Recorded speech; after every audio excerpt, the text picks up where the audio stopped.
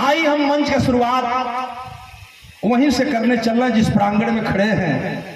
ऐतिहासिक धरती पर ऐतिहासिक लोग बैठे हैं, पिता बुजुर्ग बैठे हैं। तमाम मंच आप लोगों ने दिया है, बड़े से बड़े मंच आप लोगों ने दिया है।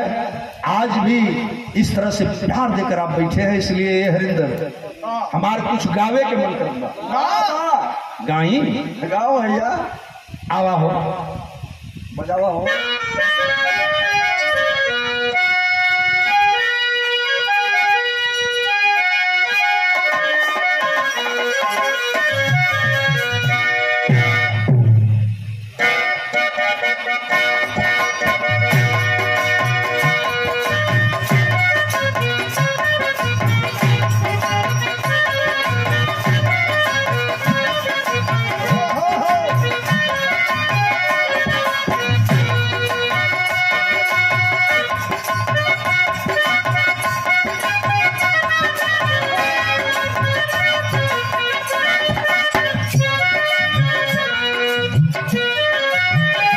हमरा वंदना के करबा, हमरा गीत के पहले बिरहा के पहले कोनो भजन के शुरुआत बा। ई भजन के करबा हमरा माई बहन बैठल ही, सिर्फ समाज के भैया लोग बैठल हुए।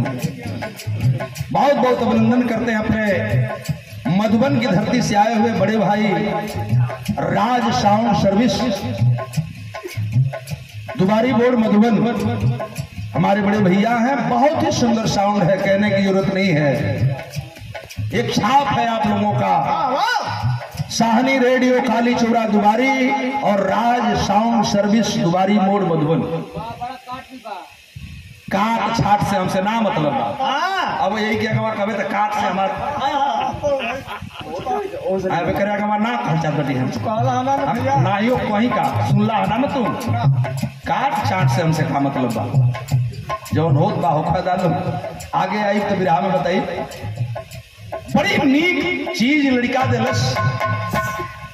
भजन किसकी है, पूरा रात का बिरहा का मौज ये हमरा गीत में आई। 2-4-10 मिनट का जो हम भजन गावे जाते वंदना। भाऊ आज आजादी का त्योहार है। भाऊ रमेश चंद्र सेहरा ने बड़ा ही सुंदर बिरहा घोष वाला भोले ना लोग हमके ना बुला विक्रम घोष याद आ रहा था। कबो बेसन भैया जब ये बिरहा गाँव विक्रम घोष था, हम सुभाष चंद्र घोष का गाए तो बढ़िया है। बहुत नीक बिरहा लगल हमें। आजादी का त्योहार है, लेकिन सभी सपूतों की जिन्होंने आजादी के लिए लड़ा। 1856 में पहली क्रांति होती है। पहली क्रांति के नायक मंगलदेव पांडे को कहा गया, लेकिन पहली क्रांति का असली नायक माता दिन भंगी, जो भंगी समाज के थे। नाम उनका कोई नहीं लेता, इसलिए कि वह नीच जाति के भंगी समाज के थे, हमारे शूद्र बिरादरी के थे। पहलवा जब सुअर का चर्बी गाय का चर्बी मिला के बम बनावल जा, जो उन्हें बम के विषय में माननीय बलिया के मंगल पांडे जी को जानकारी हुई, वही माता दिन भंगी क्रांतिकारी की चिंगारी जलाया था। मैं नमन करता हूं सपूत को, नहीं तो कहां किसी को मालूम था कि इस बम में गाय और सूअर की चर्बी है। 1856 से लेकर के नेताजी लगभग 100 वर्ष 47 में जाकर के देश की आजादी की घोषणा हुई। 14 अगस्त 1947 यानी 15 अगस्त को।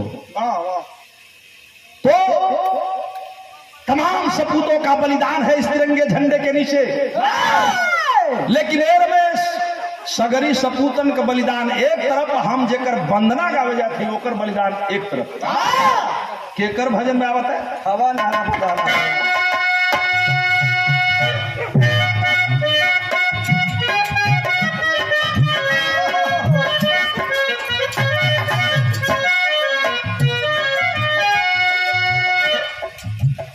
भीम के ललना भीम,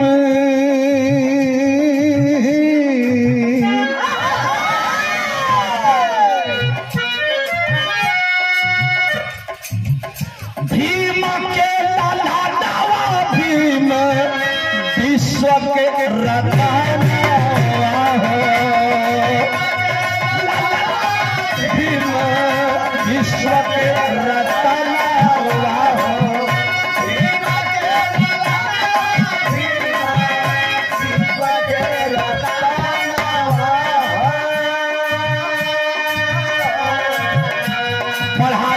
समाज बैठा है मेरे बाबूजी। ऐतिहासिक मिट्टी पर ऐतिहासिक लोग बैठे हैं, एक से एक बुद्धिजीवी बैठे हैं। मेरी भजन किसकी है?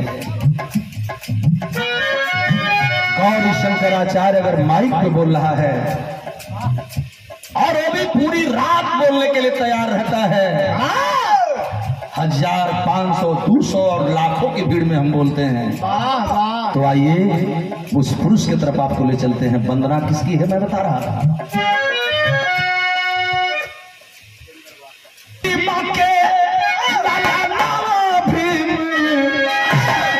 विश्व के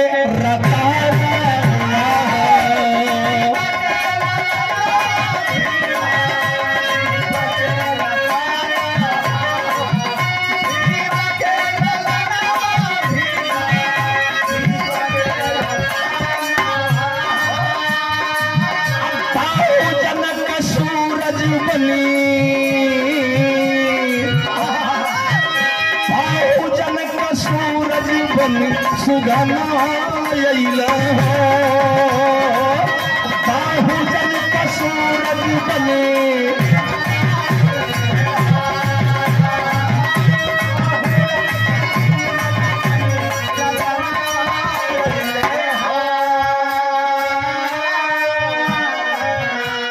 बाबा साहब अगर आप नहीं आते तो यह जो समाज के लोग, सब समाज के भाई कुर्सी लगा करके, मैट बिछा करके, हम गद्दा लगा करके माइक में बोल रहे हैं, शायद यह बोलने का अधिकार एक चमार के बेटे को नहीं होता।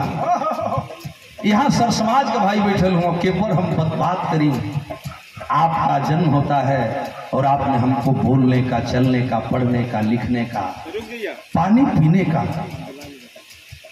सारा अधिकार आप लोगों ने दिया है। इसलिए मैं भजन कर रहा हूं। आप आए कब थे? आप आए कब तक लाइव?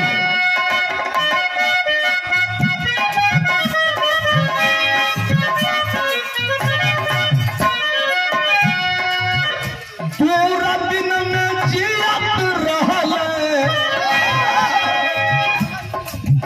पूरा दिन में जियत रहल, बहुजन का लोहा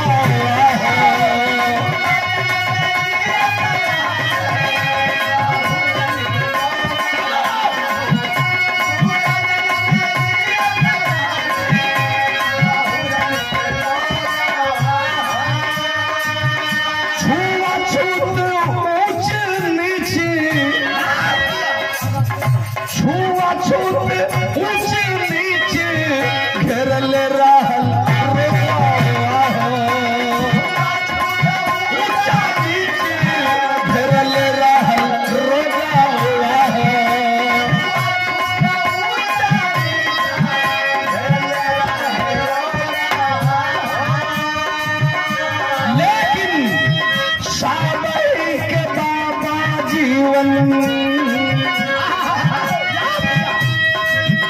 साबही के बाबा जीवन दाना दहल हो, साबही के बाबा जीवन।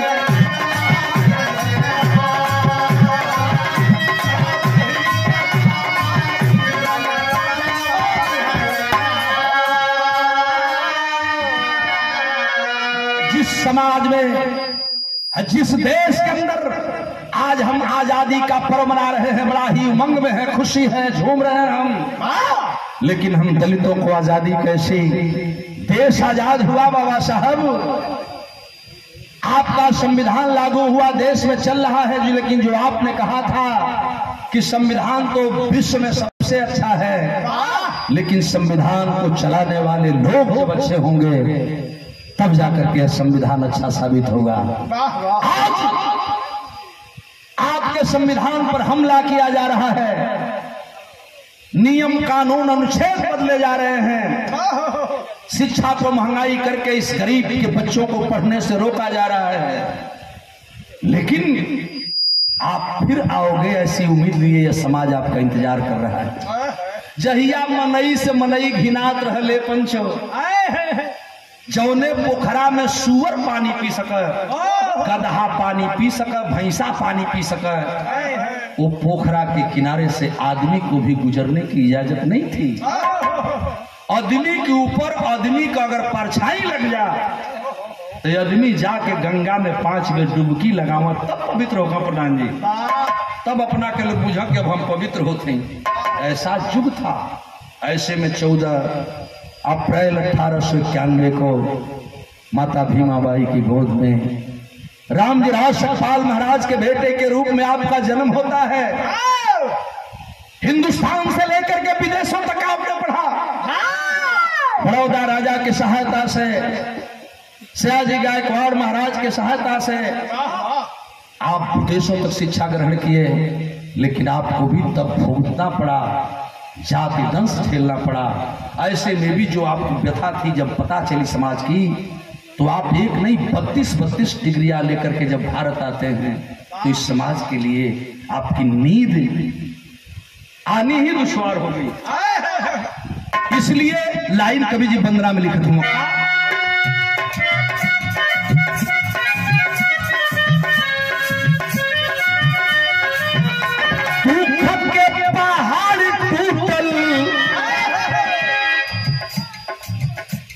जिसे सिंबल ऑफ नॉलेज कहा गया, उस बाबा साहब को बराक बाबा साहब ने विश्व के 6 विद्वान, दुनिया में 6 विद्वान थे। लोगों ने हमें बताया है, मेरे विरहा सुनने वाले श्रोता बंधुओं माताएं बहनों, लोग हमके बतौना कि बाबा साहब 6वां नंबर का विद्वान रहलन, लेकिन नहीं, गौरी शंकराचार्य बता रहा है, जिसको बराक ओबामा साहब ने सिद्ध किया, अमेरिका के राष्ट्रपति ने सिद्ध किया।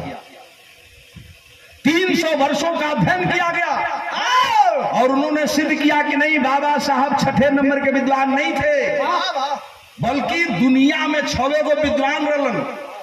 नेताजी, उस समय दुनिया में केवल 6 विद्वान थे। पहले विद्वान का नाम था कार्ल मार्क्स, दूसरे विद्वान का नाम था, आप जानते हैं, लेनिन, तीसरे विद्वान का नाम था अब्राहम लिंकन, चौथे विद्वान का नाम था माओ सेतुंग, 5वें विद्वान का नाम था बाबा साहब बी आर अम्बेडकर, 6वें विद्वान का नाम था आइंस्टाइन। 6 गो विद्वान रहे धरती पर।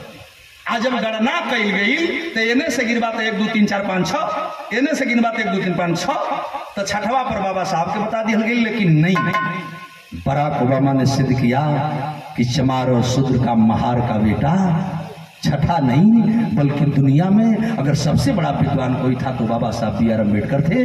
और 6ठा विद्वान नहीं थे, बल्कि बाबा साहब अम्बेडकर भारत ही नहीं, दुनिया के पहले विद्वान थे। और उस मसीहा ने दुनिया के पहले विद्वान थे, 32 डिग्रियों के जानकार, ऐसा महापुरुष जो मैं पहली बार आपको एक बात बताऊंगा। इस दुनिया में एक ही महापुरुष हुआ था जिसका नाम बाबा साहब बी आर अम्बेडकर है। वो धरती पर दोनों हाथ से सबसे तेज टाइप राइटिंग करते थे, टाइपिस्ट थे बाबा साहब, और दोनों हाथों से बहुत कम देखे होंगे। विश्व का सबसे तेज टाइप करने वाला कोई विद्वान भारत में पैदा हुआ था तो उस बालक का नाम था बाबा भीमराव अम्बेडकर। आइए, जो हमेशा सहयोग किया करते हैं, सदर रामनाथ प्रधान जी, तमाम लोग शहीद हुए फांसी के फंदे पर। 12 वर्ष का बच्चा खुद्दीराम बोस हो गया। 12 वर्ष की उम्र में खुद्दीराम बोस फांसी को चूम लिया। लाखों लोग शहीद हुए, सर समाज के भाई शहीद हुए, लेकिन अंग्रेज जाने को तैयार तब हो रहे थे कि हमें भारतीय संविधान चाहिए। है कोई वही भारत में जो भारत का संविधान दे दे? पूरे भारत के लोग चिंतित हो गए। उस समय के हुआ पंडित जवाहरलाल नेहरू, माननीय गांधी जी चिंतित हो गए और बाबा साहब के शरण में जाना ही पड़ा। लेकिन ऐसे महापुरुष को भी एक दिन रोना पड़ा इसी समाज के लिए। जानते हैं कब रो रहे थे बाबा साहब? एक बात कहे थे बड़ी दुख से कि मुझसे गलती क्या हो गई। क्या कहे थे? हाँ, म्यूजिक चैनल वाले भाई, यूट्यूब चैनल वाले बाबू अजय कुमार हमारे छोटे भाई हैं।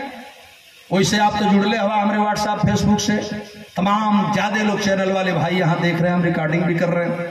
ये लेकिन जेकर चैनल हम देख लेना तो सुनीला भी आओ के सब्सक्राइब करके शेयर भी करीला, ये हमारा आदत। तो आप सभी यूट्यूब वाले भाई जितने भी बैठे हैं जरूर आप डालेंगे, सम्मान पूर्वक लिख करके डालेंगे, बहुत बढ़ा चढ़ा के ना हुई हो, ये लिख के कुल झगड़ा करके। आइए मैं बता किस रहा था, बाबा साहब रो रहे थे एक बार और रो करके एक बात कहते,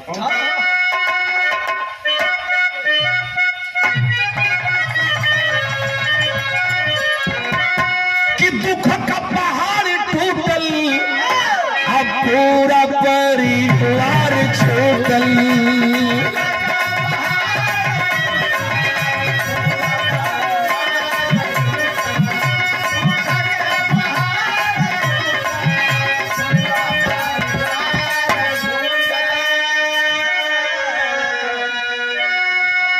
धन्य बाबा साहब। अपना आखिरी भाषण देते वक्त जो आदमी भारत को संविधान दिया, ऐसा महापुरुष रो पड़ा और कहा कि हमसे गलती क्या हो गई। रोते रोते बाबा साहब ने अपने आखिरी भाषण में अपने लोगों के सामने एक बात कहा था बिलखते हुए कि मुझसे गलती क्या हो गई। बड़ी ऊंची लाइन, देखा वंदना भजन में कहते वक्त मेरी आंखें नम हो रही हैं। जानते हैं बाबा साहब रो के कहे क्या कि दुख का पहाड़ टूटल अब पूरा परिवार छूटल,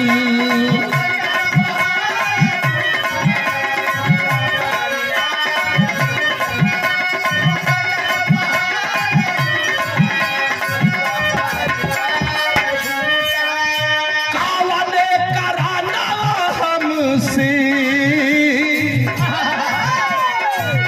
कावने कराना हमसे हमारो समाज रूठल, हमारो समाज रूठल,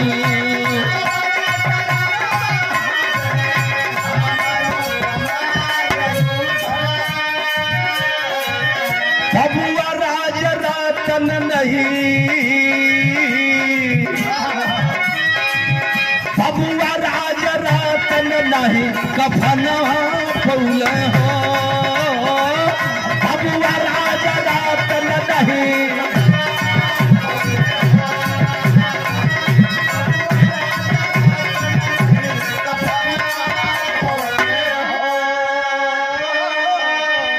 रो पड़े बाबा साहब। आखिरी भाषण में रोते वक्त कहा उन्होंने, जिस समाज के लिए हमने परिवार को परिवार नहीं समझा, मेरी पत्नी गोबर बिन के हो जगह देहात में चिपरी कह जाला, माई बहन गोईठा पाथली चिपरी पाथली, चिपरी पाथ करके पत्नी बाबा साहब की धर्म पत्नी जो हम लोगों की माता रही, विदेशों में पढ़ाती थी, जो पैसा बचता था पढ़ने के लिए भेजती थी पति को, तमाम डिग्रियां लेकर के आए हैं, बच्चे दवा के भाव में मर गए, खाने को पेट भर नहीं मिलता था।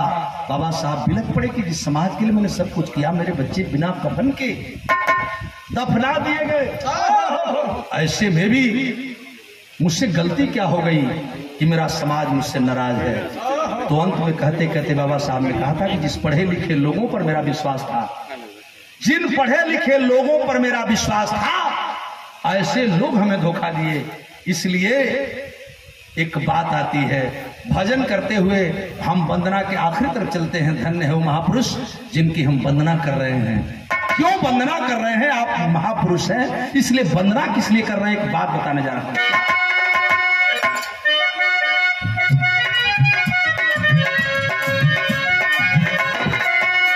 तो बरस 11 माह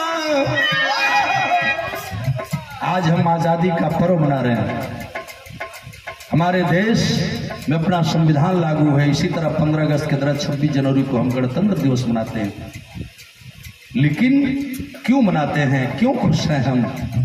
इन महापुरुषों को नमन करते हैं, शहीदों को नमन करते हैं, जिन्होंने कुर्बानी दिया देश के लिए। लाइन क्या है? तो बरस 11 माह 18 लागल दिन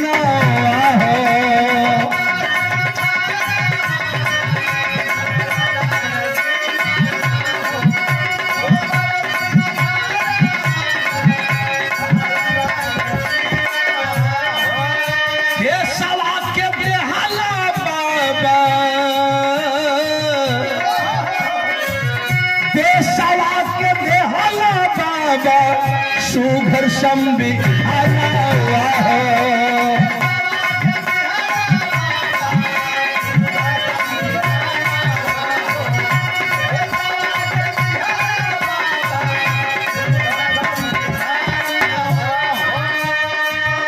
दुनिया में नामी ग्रंथी, दुनिया में नामी संविधान भैल दुनिया में नामी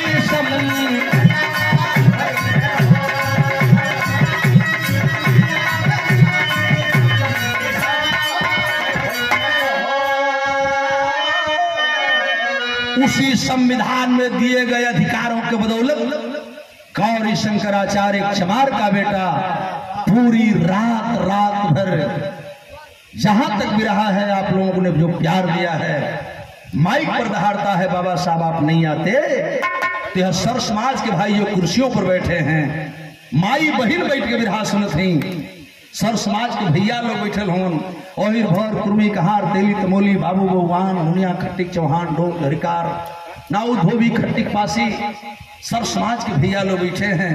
ये आपकी देन है कि सारे लोग आज कुर्सियों पर बैठे हैं, एक पार्टी में बैठे हैं।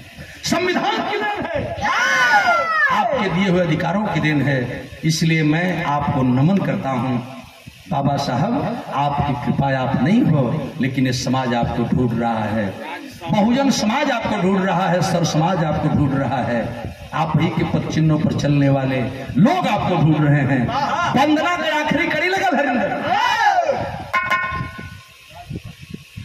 हमारे बड़के भैया राज साउंड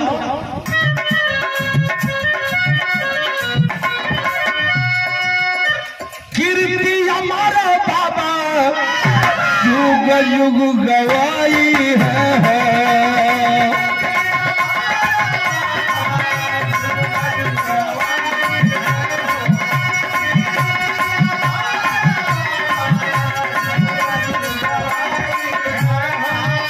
दुनिया में हो गत जवल सूर्य चान राई है।